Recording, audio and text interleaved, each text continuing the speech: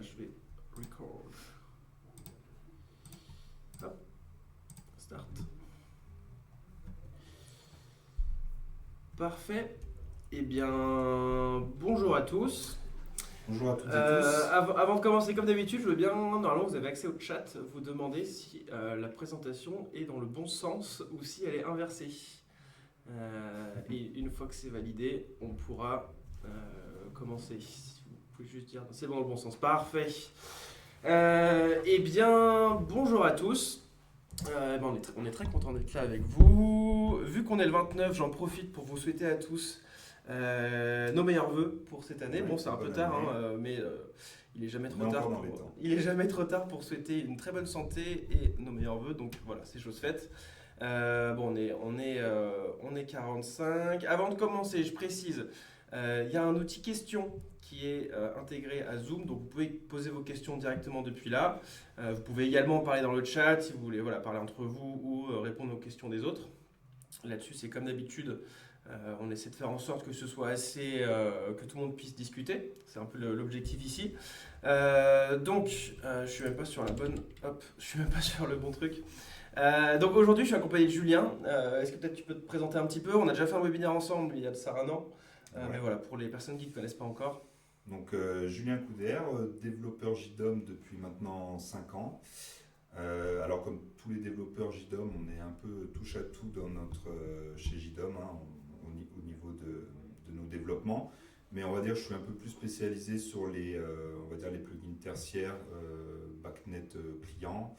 On a du Modbus, Cool Automation, Airzone et d'autres. Mais voilà, notamment les plus connus à ce niveau-là. Et aujourd'hui, du coup, pour le plugin BACnet Stack Server. Voilà. Avant de commencer, je vais lancer un petit poll pour vous poser des petites questions par rapport au BACnet en général, qu'on puisse savoir un petit peu si vous connaissez déjà, si vous vous en servez déjà. Comme ça nous permettra peut-être d'adapter un petit peu l'orientation du webinaire. Donc les deux questions, vous servez-vous du BACnet sur vos installations? Et la deuxième étant, avez-vous déjà eu des projets ayant pour but de s'interconnecter à une GTB existante, donc c'est-à-dire poser un matériel et venir mettre un petit peu plus de capteurs connectés en sans fil, typiquement, pour les pousser en BACnet sur une GTB. Donc je vois qu'il n'y a pas tant de personnes qui se sont déjà servi du BACnet sur des installs. Donc peut-être qu'après ce webinaire, vous allez le faire, on verra. Alexis Laurin, pas de son sur le navigateur. J'avoue que si tout le monde dit qu'il a le son, peut-être que ça doit être un réglage sur votre ordi. Donc voilà, on est à peu près 50-50 partout. Donc voilà, il y a des gens qui s'en servent, d'autres moins. On n'a pas pris grand chose sur ce questionnaire. Mais du coup, on va attaquer directement. Alors, j'ai mis en sous-titre le pont entre capteur sans fil et GTB sans abonnement. C'est un peu l'objectif JDOM ici. C'est de pouvoir proposer une sorte de passerelle, un peu de tout protocole pour pouvoir s'interconnecter avec l'existant. On va le présenter un peu plus longuement derrière. Je précise, avant qu'on attaque également, que le webinaire du mois prochain est déjà planifié. Donc, on va parler de nouveaux capteurs, et plutôt de passerelles qui sont sortis sur le marché. Donc, on a celle de SM Lite et celle de chez Noden qui vont sortir également. Qui nous permettent en gros de venir mettre des passerelles satellites avec Zigbee to MQTT intégré, ce qui nous permettra de fiabiliser vraiment des installations Zigbee sur le tertiaire et de pouvoir en gros faire du multi-instance Z2M avec une seule box pour faire des gros bâtiments en Zigbee. Donc voilà, je vous invite à vous inscrire directement via le QR code pour pouvoir y participer le mois prochain. Ce sera vraiment en mode workshop, un peu comme aujourd'hui, on va vraiment rentrer dans le technique, présenter comment on appelle un capteur, comment on se connecte à un MQTT à JDOM et comment on fait tourner tout ça. Donc ça devrait être intéressant, mais dans tous les cas, on refera une campagne de publicité là-dessus pour que vous puissiez nous rejoindre. Je fais un rappel général de ce qu'on fait. Donc il faut comprendre que JDOM fait partie du groupe Domadou, de la marque Domadou. Donc ce qui est intéressant, c'est qu'on est à la fois distributeur, à la fois fournisseur de solutions via JDOM. Donc voilà, sur Domadou, on a tout un catalogue qui est assez vaste et qu'on agrandit toutes les semaines. On compte environ 4000 références, hein, que ce soit sur du Zigbee, du Z-Wave, du Océan, de l'IP, du LoRaWAN. Voilà, ça s'étoffe de plus en plus. Donc, ce qui est intéressant, c'est que voilà, on accompagne nos intégrateurs sur un peu tous les projets qu'on peut retrouver, à la fois sur la partie distrib, sur la partie solution, on fait du pré-appairage, on monte des tableaux, on fait du développement spécifique vers des API tierces, on fait un petit peu tout ce dont on a besoin sur le marché aujourd'hui. Donc là-dessus, voilà, dispo pour en discuter si vous avez des questions. Et sur ce, on va attaquer directement. Donc alors on va faire un rapide laïus sur ce qu'est le BACnet. Je pense que vous connaissez sûrement mieux que moi. À la base je voulais vous faire une présentation hyper carrée sur ce que c'est le BACnet, puis je me suis rendu compte que je connais pas tant que ça. Donc pour pas me ridiculiser, je vais faire un truc très basique. Donc voilà, BACnet, on n'est pas sur un protocole qui est nouveau, hein, ça a été créé dans les années 90. Donc tout l'intérêt du BACnet, c'est son côté interopérabilité et en fait de faire discuter différentes automates et différentes marques ensemble pour qu'en gros quand on arrive sur un bâtiment, on puisse facilement s'interconnecter avec différents matériels qui va être installé. Donc voilà, on est sur un protocole qui est ouvert, standardisé, qui est international, donc c'est très très intéressant. Ce qui est pas mal avec le BACnet, c'est cette fonction de scan qui nous permet de facilement détecter ce qui se passe sur un réseau et de pouvoir facilement récupérer. Et surtout que c'est un protocole où on peut avoir beaucoup d'infos sur ce qui se passe sur les différents objets qui sont sur le réseau.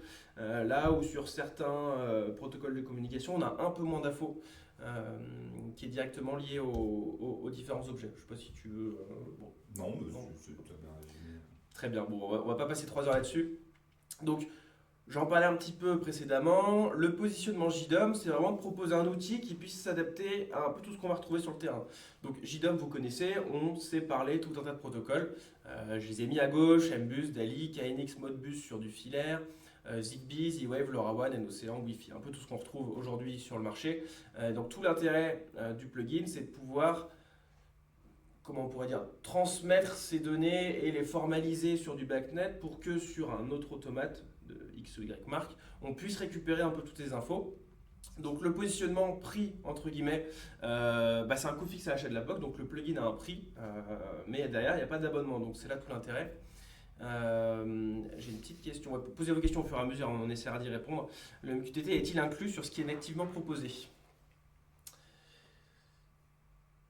Alors si la question, si c'est un rapport avec, alors si je comprends bien la question, et c'est si là du coup on va empiéter sur la fin et l'évolution du plugin, si c'est ça la question. C'est une couche MQTT va être rajoutée aussi sur le plugin pour exploiter aussi les données du serveur sur des topics MQTT. Si c'est ça la question.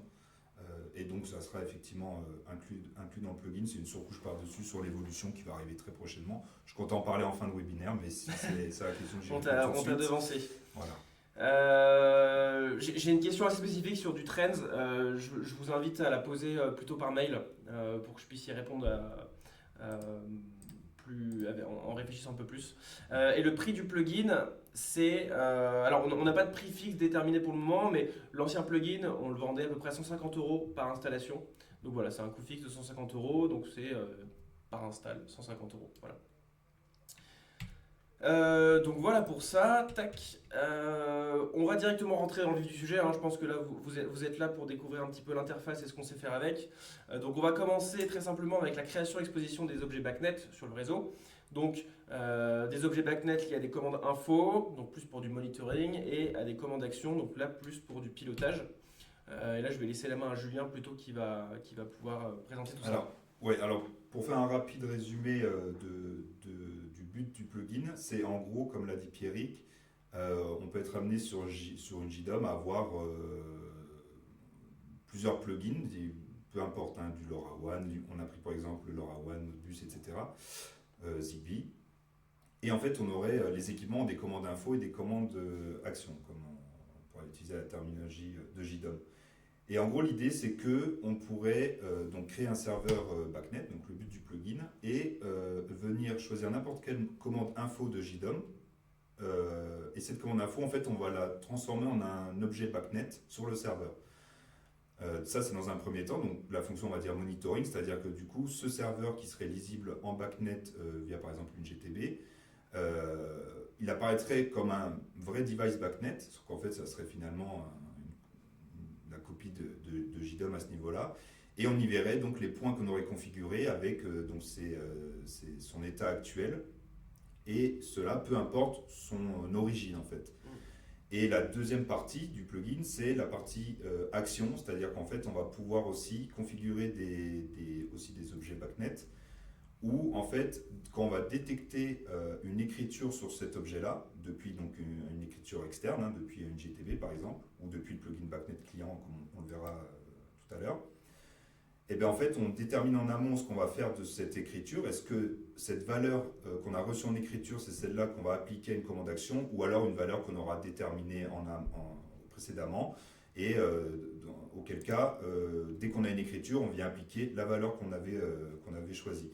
Et ça, inversement, sur n'importe quelle commande d'action. Et typiquement, là je vais parler un peu de projets en cours, mais c'était pour donner l'idée, on aurait des têtes thermostatiques en Zigbee par exemple, et bien finalement on pourrait, le but final, ça serait qu'on pourrait les piloter en BACnet, alors que c'est une technologie Zigbee. Voilà, c'est la partie pilotage. C'est la diapo d'après, mais ce qui est assez intéressant en fait avec le plugin, c'est que là on parle spécifiquement de capteurs, de modules, etc. Mais en fait finalement on peut faire n'importe quelle info qu'on a dans JDOM. Oui, ça pourrait être une info, ne serait-ce qu'une info du plugin météo qui donne la température actuelle de chez vous. Bon, pour X raisons, hein, on pourrait la mettre exposée en un objet BACnet. On l'appellerait météo, voilà. Et on viendrait mettre à jour cette. Il n'y a peut-être pas d'utilité là-dessus, mais c'est pour expliquer le concept. Ça peut être météo, ça peut être, je sais pas, un PMS de réservation. En fait, ça peut être n'importe quoi qu'on a dans la JDOM, on peut l'exposer et ça peut être exploité par une GTB tierce. Donc ça peut être assez intéressant sur des vieilles installations où on ne veut pas changer tout le système, mais on veut rajouter un petit peu des infos techniques qu'on n'arrive pas forcément à récupérer facilement. Bah là, grâce à ça, on peut le faire assez facilement. Bon, ce qu'on peut faire peut-être, c'est aller directement dans le plugin. Alors, excusez-moi, j'ai pas trouvé moyen de faire ça proprement, donc vous allez voir 2-3 infos en plus, mais bon, voilà. Je prends la main, si tu veux bien. On va essayer. Alors, on va déjà voir un peu comment se présente le plugin. Alors, on a une première partie. Attends, juste. Pardon. Excuse-moi, attends, je vais juste enlever le mode. C'est bon ? Ah, j'arrive pas. Attends, ouais, c'est bon. Alors, je vais baisser mon écran. Donc là, il y a un serveur qui tourne actuellement. Donc là, on a une première partie qui est le monitoring. Donc c'est un peu un récapitulatif des objets en cours sur le serveur. Donc là, je vous montrerai, j'ai ajouté des commandes de test dans le serveur. Donc là, on peut les voir par type, on va dire. Il y a un objet schedule et il y a des analogues. Alors, je précise 30 secondes. Effectivement, la qualité d'image n'est pas forcément top à chaque fois. Là-dessus, on n'a pas trop le choix, malheureusement. On n'a pas une connexion qui est si bien que ça. Dans tous les cas, sachez que moi, j'enregistre sur OBS le webinaire. Il sera posté sur YouTube et là, la qualité sera bien. Donc, n'hésitez pas si vous voulez le re-regarder derrière où on verra bien. On verra Alexandre. C'est pas cool de me bader. Vous l'aurez en replay sur YouTube et vous le recevrez même si vous êtes présent aujourd'hui par mail. Donc vous pourrez regarder avec une qualité un peu mieux. Et puis de toute façon, si vous voulez essayer, je vous invite à nous le commander. Voilà. Vas-y, je te laisse. Voilà. Bon, du coup, ça, voilà, c'est juste un peu un récapitulatif de ce qu'il y a sur le serveur. Le point clé du plugin, ça se situe ici dans ce que j'ai appelé le mapping JDOM BACnet. Donc il y a beaucoup d'infos, mais alors, pour expliquer le fonctionnement. En gros, ça c'est le serveur. On peut venir ajouter des objets BACnet avec un peu ces standards BACnet. Peut-être lié à chaque fois un peu, parce que vu qu'il ne voit pas très bien. Ah, d'accord. Alors, c'est pas évident si on ne voit pas réellement. Alors, je vais montrer déjà ce qui existe déjà sur la version que j'ai fait pour la petite démo. En gros, je suis venu rajouter, là en l'occurrence, 5 points analog value. Je leur ai donné un numéro d'instance, que les objets BACnet, en fait, sur un device BACnet, ils ont un type d'objet et une instance pour les identifier. Donc ça, c'est arbitraire, on les a nommés 1, 2, 3, 4, 5 dans notre cas. On leur donne un nom aussi. Et quand on parlait de liaison de commande info pour la partie, on va dire, monitoring, donc en fait, on a les objets qui se trouvent sur JDOM. Donc là, actuellement, c'est une VM de test. Donc j'avais créé un objet webinaire et j'ai mis des virtuels Mais ça, c'est le même fonctionnement pour si on prendrait une commande info d'un objet Zigbee ou d'un écologique Zigbee ou autre. Donc là, on a l'objet, et là, on a les commandes de cette écologique JDOM, et donc là, on a des commandes info, une commande action. Et donc en fait, ce qui se passe, quand on vient choisir cette commande info, ce qui se passe, c'est qu'une fois qu'on valide, cette commande info va être poussée sur le serveur BACnet sous une analog value qui aura l'instance 1. Et en fait, l'état de la valeur de cet objet BACnet, ça sera la valeur de cette commande dans JDOM. Et pour mettre à jour ce serveur, il y a plusieurs modes, enfin il y a deux modes finalement. Magauto, finalement, on détermine un cron. Donc ceux qui connaissent JDOM connaissent le système des crons. C'est en gros, là, c'est une fréquence ici déterminée à 10 minutes. Et donc toutes les 10 minutes, il y a une fonction qui va être appelée et qui va venir là, en l'occurrence, toutes les 10 minutes, venir prendre les valeurs des commandes info que nous avons paramétrées et les pousser sur les objets BACnet qu'on a créés. Et là, je les ai mis sur... Et il y a un autre mode sur Event, c'est-à-dire qu'on ne passe pas par le cron, c'est à chaque changement de valeur de la commande info JDOM, elle sera poussée sur le serveur. Et ça peut être utile parce qu'on n'a pas besoin d'activer le cron si c'est sur des commandes qui ne changent pas beaucoup dans le temps. Une ou deux fois par jour, ça ne sert à rien de lancer un cron toutes les 10 minutes pour venir pousser la commande si on sait que la valeur ne change pas aussi rapidement que ça. Donc là, je les ai mis sur Event pour la démo. Alors j'ai rajouté récemment, donc ça c'est une configuration. Donc en fait, quand on vient créer cette configuration, quand on sauvegarde, c'est poussé sur le serveur. On pouvait ensuite venir supprimer les objets et tout gérer ici. J'ai aussi implémenté... J'ai une petite question. Et sur l'inverse, on lit de manière constante les valeurs des objets connectés ou il faut une règle de temps? Ou faut-il une règle de temps? Alors, on lit de manière constante les valeurs des objets connectés. Ah ben, c'est ce que je viens d'expliquer, j'imagine, si je comprends bien. En gros, ben voilà, c'est ce qu'on disait, c'est que sur Event, c'est-à-dire que là, la commande que j'ai prise, c'est une commande d'un virtuel, la BACnet test. Là, j'ai un scénario, je vous montrerai après, qui, toutes les minutes, vient pousser des valeurs aléatoires. C'est un virtuel, c'est juste pour l'exemple. Du coup, ça veut dire que, vu que j'ai mis sur Event, eh ben, cette commande info, là, grâce au scénario, toutes les minutes, elle a un nouvel event, ce qu'on appelle, donc elle a un changement de valeur. Et donc là, bah, toutes les minutes, cette commande info va changer de valeur et donc va être poussée sur l'instance 1 de la nav value du serveur BACnet. Et si j'aurais mis sur Magauto, ça aurait été seulement toutes les 10 minutes, on vient prendre toutes les valeurs à jour et on les pousse sur le serveur. Voilà. Je pense que c'était... Peut-on s'abonner en COV, en COV, je sais pas. Alors pour l'instant, c'est pas encore intégré. Je vous parlerai après des évolutions sur le serveur. Voilà, le but initial, c'était justement le pilotage et le monitoring entre plugins, on va dire, depuis BACnet et la source, et peu importe finalement les actions d'entrée de fin. Mais c'est des choses qui vont être ajoutées très prochainement. Pour finir sur cette partie-là, donc ça c'est les parties info. Et le but principal du plugin, c'est aussi l'inverse, c'est-à-dire qu'en fait, on veut exposer, on veut venir piloter une commande d'action depuis BACnet. Donc en fait, on a créé un point aussi, l'instance 5 du nav value, on l'a nommé test 5 action. Là, par contre, on vient choisir une commande d'action. Et quand on vient choisir une commande d'action, on a une petite configuration qui apparaît, un petit bouton de configuration. Donc lui, on peut pas choisir le mode des ventes parce que justement, on n'est pas dans ce fonctionnement-là. Ce qui se passe, c'est qu'à la configuration de cette action, voilà, comme expliqué, en gros, soit quand ce point BACnet va recevoir une écriture, il y a deux choix. Soit on va utiliser cette valeur reçue en écriture, si on vient écrire 20, eh ben, c'est la commande d'action qu'on a configurée, elle va se faire actionner avec la commande 20, ou alors une valeur fixe, et si on choisit une valeur fixe, c'est une valeur qu'on va choisir, pardon, c'est remplir ici, et cette valeur, dès qu'il y a une écriture, peu importe ce qu'on a écrit depuis la GTB notamment, on viendra utiliser cette valeur. Là, je pense que le point principal, l'utilisation principale, ça serait d'utiliser la valeur reçue en écriture. Si on veut piloter justement des consignes en Zigbee, pour l'exemple que je citais tout à l'heure, la GTB en BACnet va venir envoyer l'ordre de mettre une température à 18 Et automatiquement, le serveur reçoit la détection d'une écriture et il va utiliser 18 et la pousser sur la commande action qu'on aura configurée, qui est ici action 1. Voilà. Ça pourrait être n'importe quelle commande action, c'est le même principe. Donc voilà pour cette partie. Donc là, on vient sauvegarder, appliquer, ça vient mettre à jour le serveur si on a fait des modifications. Et pour vous montrer un peu comment ça marche en temps réel, là c'était le même, donc j'ai créé un objet webinaire. Et alors je vais montrer de l'autre côté le plugin BACnet client. Donc là je l'ai mis sur une autre box.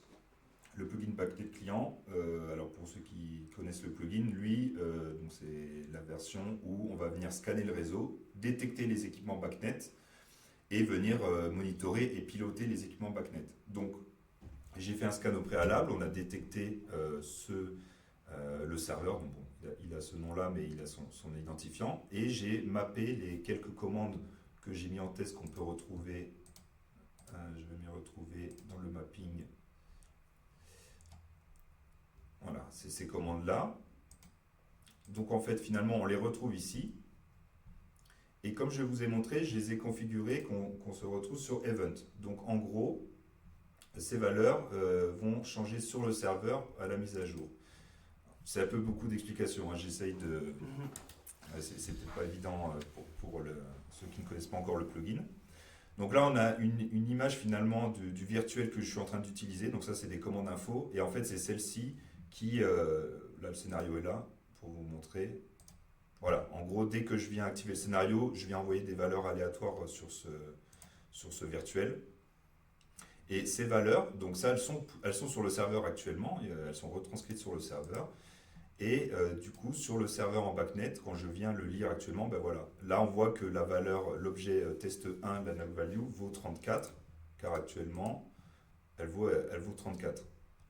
Je viens repousser encore des nouvelles, voilà, 49. Sur le client, ça serait pareil sur IAB par exemple, sur un autre soft BACnet. Je vais mettre à jour, là je fais une requête BACnet, je viens lire et on voit qu'elles ont encore changé. Et pour montrer, donc ça c'est la partie monitoring, donc ça c'est les commandes info qui sont poussées sur le... Pardon, il y a des questions. Non, c'est pas vraiment une question. Moi. Je comprends que la qualité soit pas dingue. Nous, pour expliquer, on a un routeur 4G, donc la connexion est très fixe. Mais je crois que le problème vient sûrement de Zoom qui casse un peu mon image.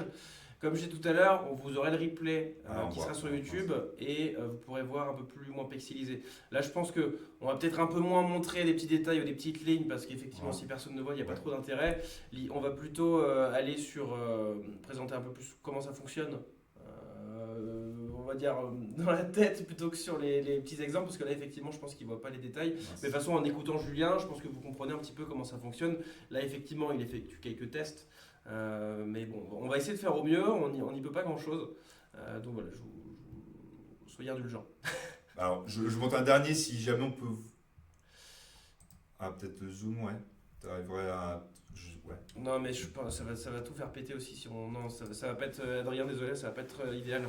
Bah alors pour résumer ce qu'on a vu ici, alors la partie que je montrais là du BACnet client, imaginons que ce serait une EGTB qui est en train de voir actuellement, ou comme depuis YAB pour ceux qui connaissent l'outil de scan aussi BACnet sur Windows, YAB, je pense aussi YAB.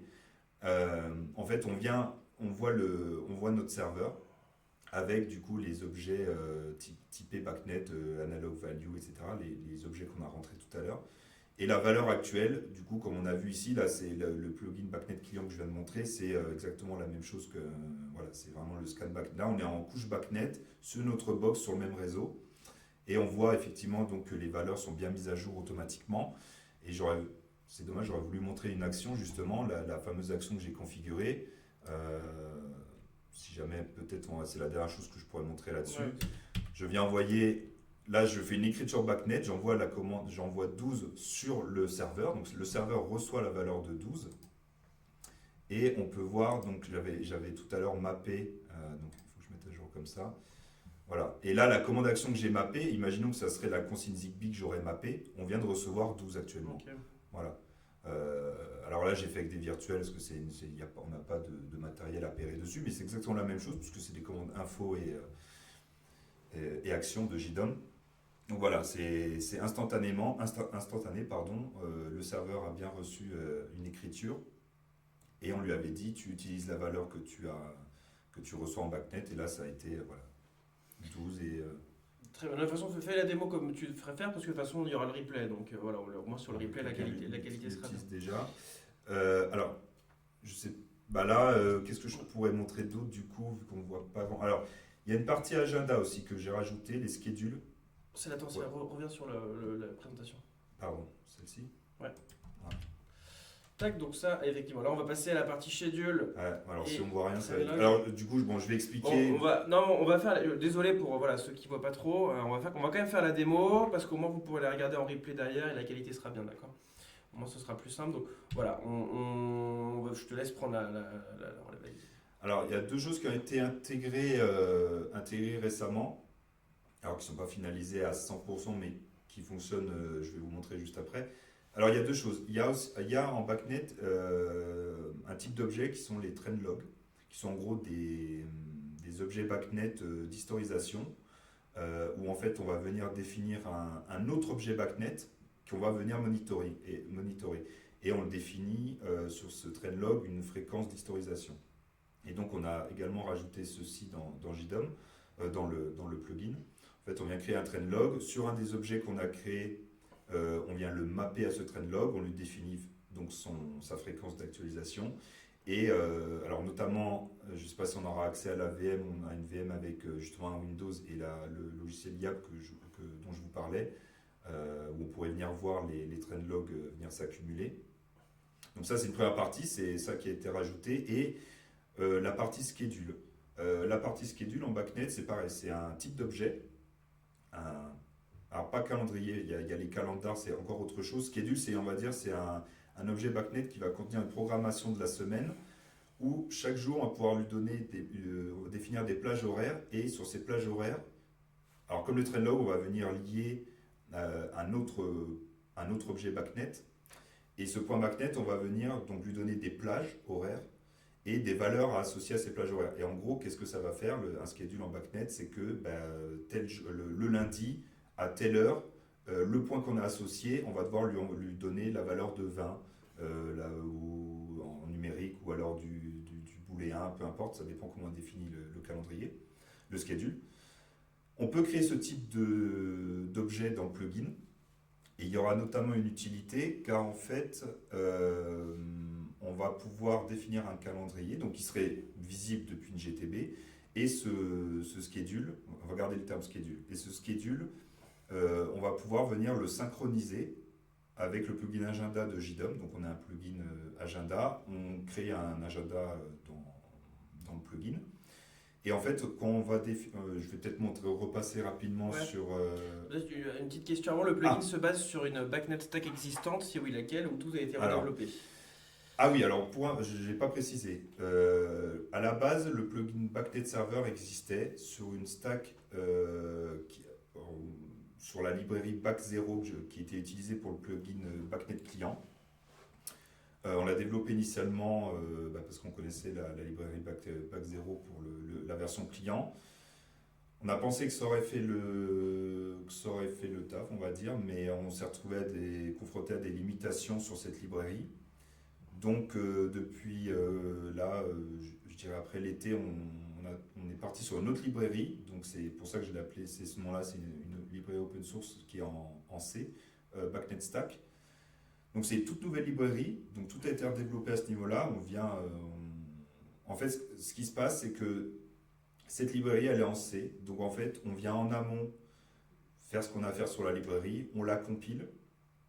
Et en fait, quand on prend le plugin, quand vous venez, pour ceux qui l'ont déjà utilisé, quand vous venez installer les dépendances, ça vient juste télécharger le binaire qui a été en amont, suivant la plateforme. Hein, ça marche sur ARM64, sur x86. Ça, c'est détecté automatiquement suivant votre architecture. Ça vient télécharger ce binaire, ça prend quelques secondes, parce que c'est pas très lourd. Et ensuite, on démarre le démon, et ça y est, le binaire tourne et le serveur est exposé. Et d'ailleurs, gros avantage par rapport à la version d'avant, et certains clients, je ne citerai pas, pourront peut-être le confirmer, c'est la fiabilité par rapport à la version d'avant. Et aussi les ressources, c'est-à-dire que ça ne consomme quasiment rien. Le binaire, tout est déjà compilé, c'est du binaire qui est utilisé après directement sur le plugin. Donc niveau ressources, niveau fiabilité, c'est presque jour et nuit avant, avec la version qu'on avait avant. Est-ce que c'est la même que Yabé? Non, Yabé n'est pas fait avec ça. Yabé, je crois que c'est un truc maison. Alors j'ai pas les exemples avec laquelle, mais c'est Backnet Stack.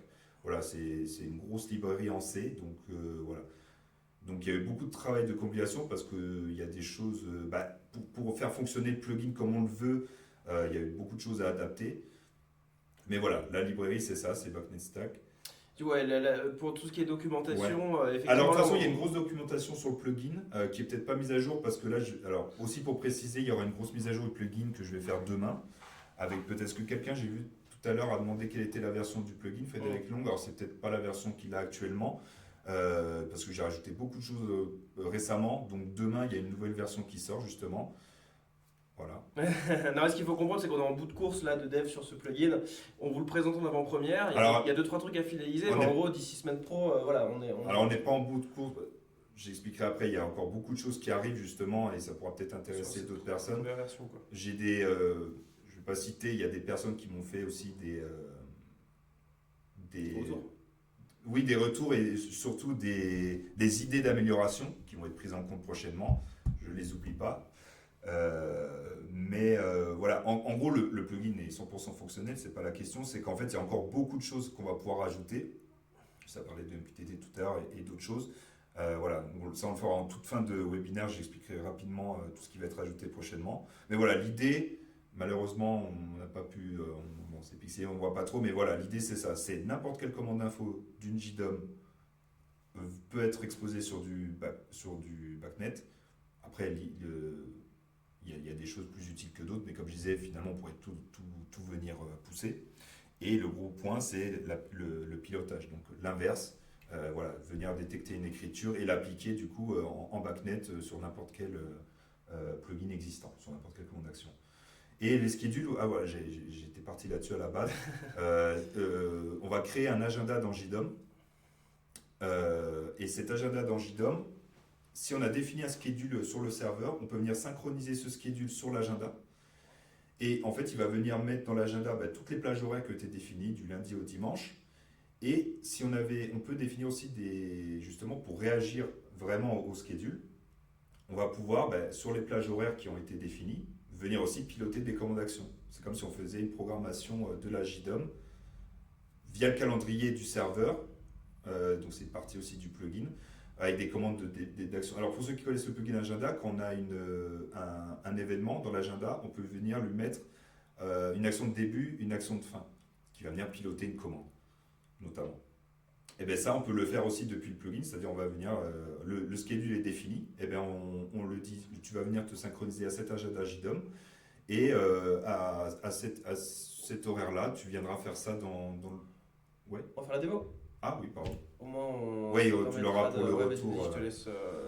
Alors, je reprends la main. Ouais, ça fait beaucoup d'infos en même temps.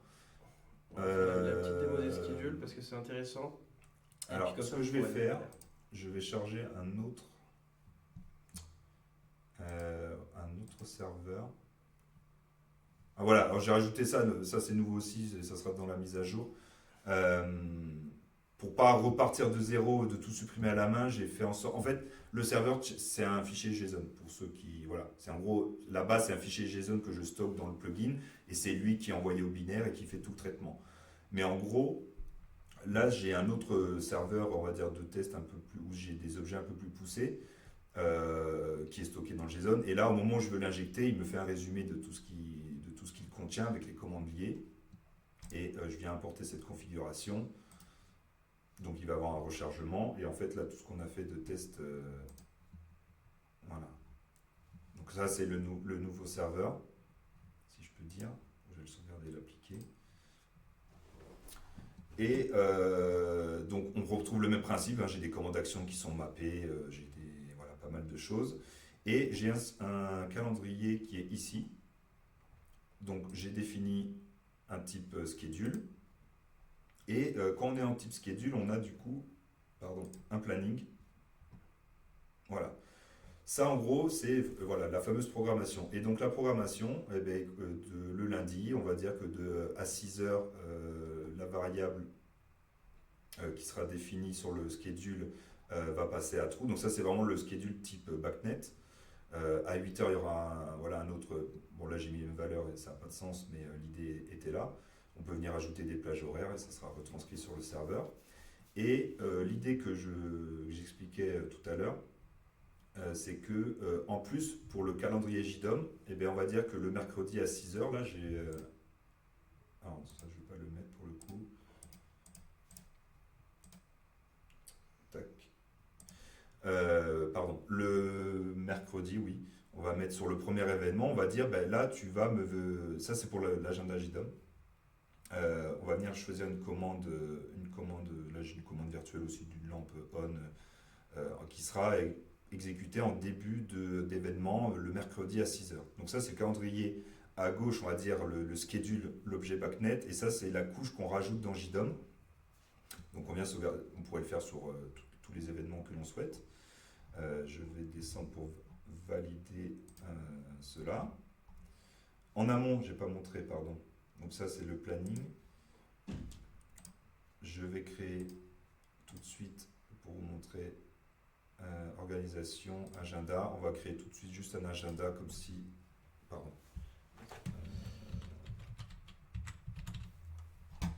Je fais une faute, mais c'est pas grave. Le clavier est un peu loin. Donc je sauvegarde. Donc là, voilà, j'ai un nouveau calendrier qui est vide.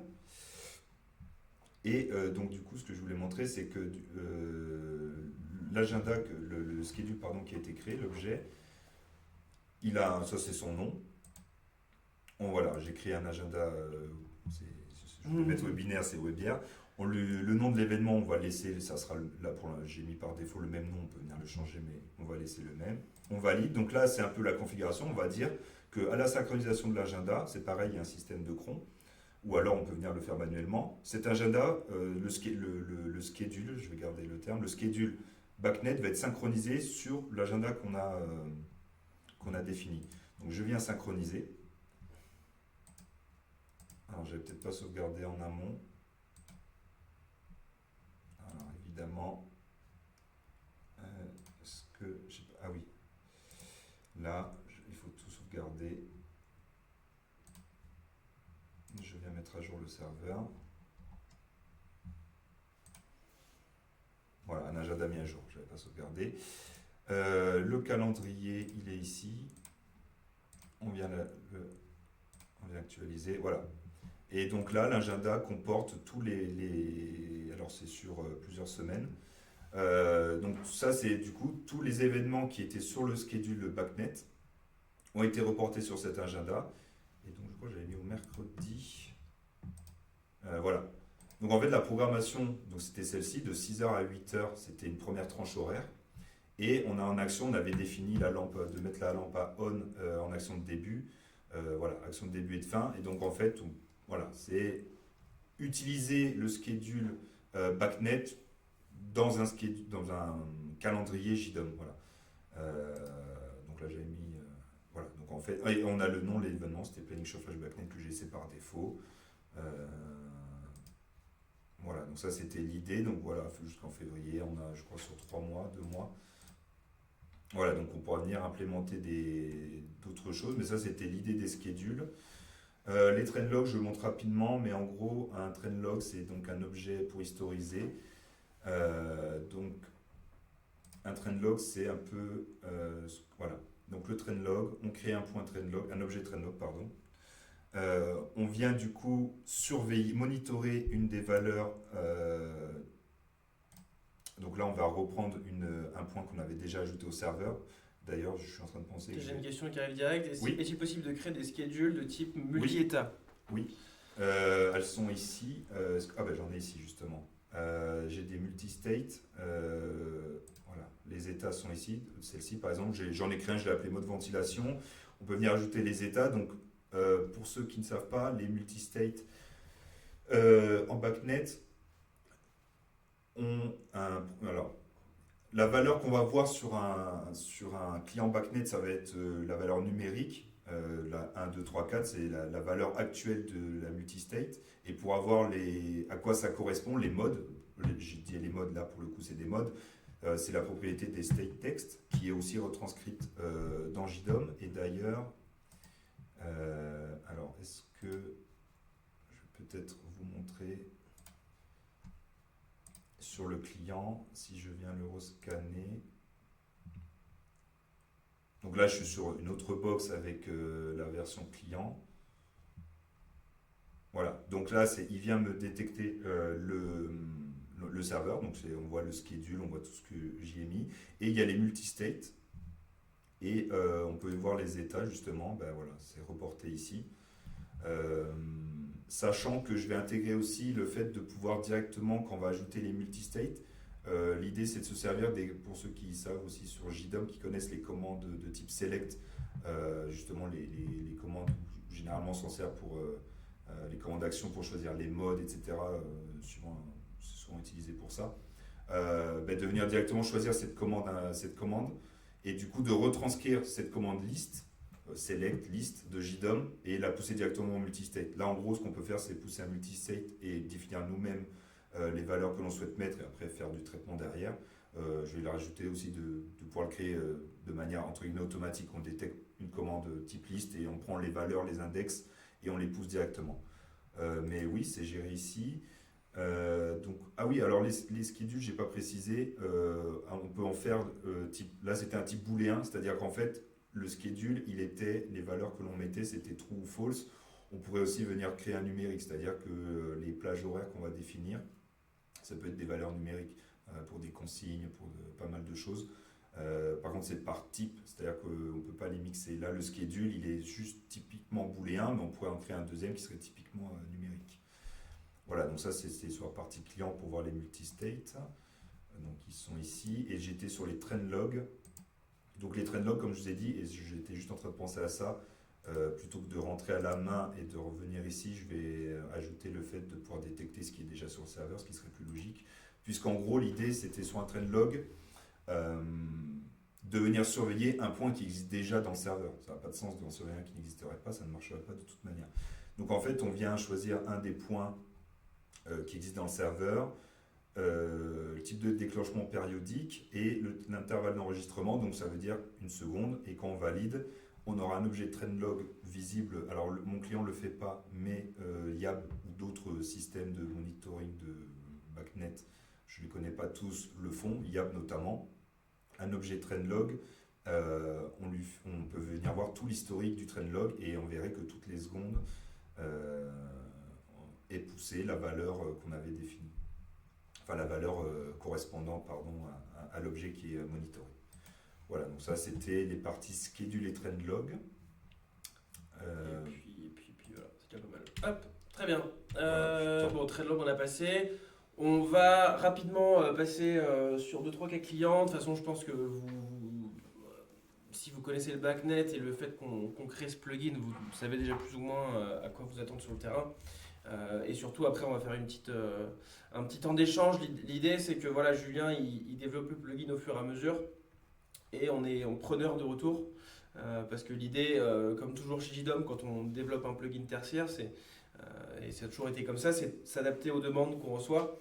Nous, on n'est pas du monde du BACnet ou du monde du Modbus. Nous, on va juste simplement créer les outils qui vont vous permettre à vous de pouvoir vous adapter sur le terrain et d'avoir une solution qui est fiable et qui fonctionne bien. Donc voilà, derrière, on aura ce petit temps d'échange. Donc très concrètement, c'est un peu le projet que Julien présentait tout à l'heure. C'est voilà, on est sur la multi-instance Zigbee avec des vannes thermostatiques de chez Danfoss qu'on vient récupérer en Zigbee, tac, MQTT jusqu'à la box. Et de la box, on vient les exposer sur le réseau BACnet pour que la GTB puisse piloter toutes ces différentes vannes thermostatiques. Donc là, ce qui est intéressant, c'est qu'on est sur une vieille install GTB. Si elle devait venir faire cette régulation des radiateurs en classique, en filaire, le coût de l'installation serait démesuré. Et donc là, avec ce type de solution, on arrive à rendre intelligent une installation déjà existante de façon simple et surtout à des coûts qui défient toute concurrence. On a un autre projet qui ressemble un petit peu. Donc là, c'était un menuisier qui a vendu le fait que ces fenêtres pourraient remonter leurs états sur la GTB. Et donc typiquement, voilà, en filaire, c'est quasiment impossible parce qu'on est sur de la réno. Donc on vient poser un capteur d'ouverture et de fermeture LoRaWAN sur chacun des ouvrants. Donc là, on a choisi des petits MCS de chez Thermocom parce qu'ils se rendent très bien dans les menuiseries. Donc on déploie tout un tas de passerelles sur le terrain, c'est une tous les 2 étages je crois. On vient récupérer tous les états de ces ouvrants et on les remonte sur le système GTB qui lui, via BACnet, récupère les infos ouverts, fermés et 2-3 trucs en plus, type la batterie, etc. Et va pouvoir piloter le CVC en fonction de, bah voilà, si la fenêtre est ouverte, je coupe le chauffage, etc. Donc rien de, voilà, ça reprend un petit peu le projet d'avant, sauf que là on est juste sur des états, donc c'est un peu plus... oui, il n'y a pas les actionnaires. Ouais, il n'y avait pas d'action, donc c'est un peu plus basique. On peut faire également avec, par exemple ici du Cool Automation, on vient récupérer toutes les unités intérieures pour les remonter sur une GTB. Bon là, l'exemple n'est pas forcément idéal parce qu'avec Coolmaster, on le fait déjà en BACnet. Mais voilà, c'était un exemple. J'ai un exemple pas mal où c'est un client qui a en gros un local technique où il y a une douzaine de Linky. Donc on pose une petite box, on vient poser une TIC sur chacun des Linky en Zigbee et on vient pousser l'état des compteurs Linky sur la GTB en BACnet. Donc voilà, installation très basique. Et puis là, ce qui est intéressant, c'est qu'en termes de prix, vu qu'il y a tout dans le même local, on peut le faire en Zigbee. Et derrière, bah voilà, il y a la box qui coûte 150 € hors taxe, un truc comme ça, et le plugin qui a le même prix, le même coût, sans abonnement, on arrive à tout remonter sur la GTB. Voilà, assez classique. Là, on est sur une installation un peu plus compliquée, on est sur du multisite, donc c'est des collèges, il y en a une centaine, un truc comme ça. Donc ils sont éparpillés un peu partout en France. Donc sur le terrain, nous, on a déjà des box qui sont posées, routeur 4G, réseau LoRaWAN, van micropelt, un peu tout le bousin. Donc tout ça, on va dire que c'est en local sur la JDOM. Ce qui est intéressant, c'est qu'au lieu de s'interfacer avec l'hyperviseur, avec une API ou avec du MQTT, on va s'interfacer avec quelque chose que l'hyperviseur connaît déjà, qui est le protocole BACnet. Donc en gros, ce qui est pas mal, et c'est ce pourquoi on avait développé également l'interconnexion entre guillemets entre les schedules BACnet et les agendas JDOM, c'est que là, en gros, depuis l'hyperviseur, on va venir changer des agendas BACnet, des schedules BACnet, et ça va venir les inscrire sur la box JDOM qui va les garder en local.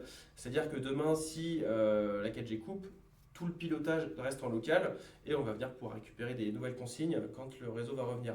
Donc là-dessus, voilà, ça nous permet à grande échelle de pouvoir s'interconnecter avec un hyperviseur sans qu'il y ait trop de développement à faire niveau API ou autre. Et là, c'est une ouverture qu'on a fait qui nous semble être intéressante, c'est qu'imaginons demain vous avez un client hôtelier qui a déjà sa GTB, tout fonctionne pour le mieux, et il vous dit bon bah voilà, moi j'ai un logiciel de réservation, j'aimerais bien pouvoir piloter mes chambres en fonction d'une présence ou non dans des chambres, et donc pas de la présence récupérée via un capteur d'occupation, mais plutôt par le PMS de réservation. Donc typiquement JDOM, on a déjà le plugin Mr Booking qui est développé.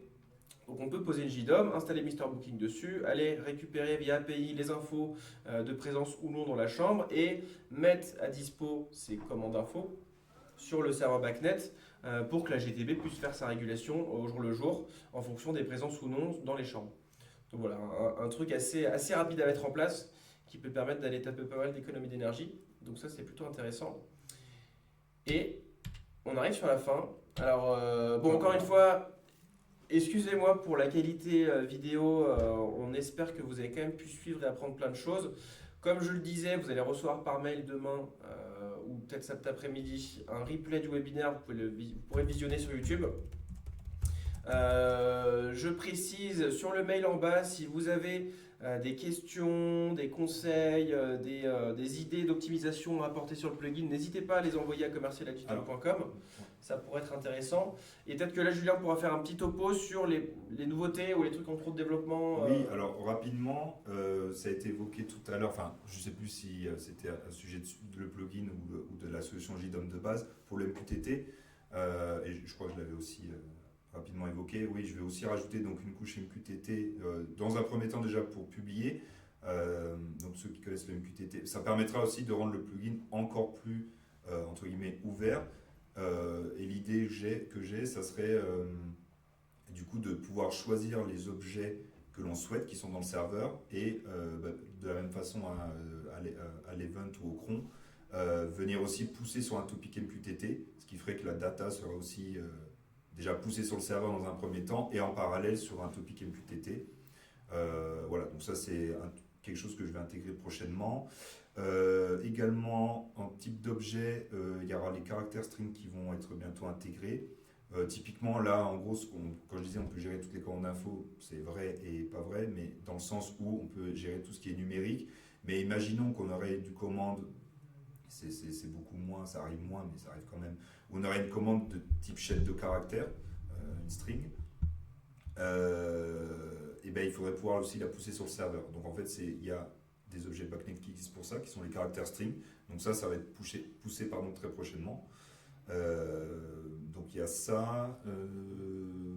Quoi d'autre? Au niveau aussi de la configuration, une personne dans le chat que je ne vais pas citer voilà, qui est client du plugin, m'avait conseillé des améliorations d'ergonomie, notamment là quand on choisissait les commandes info.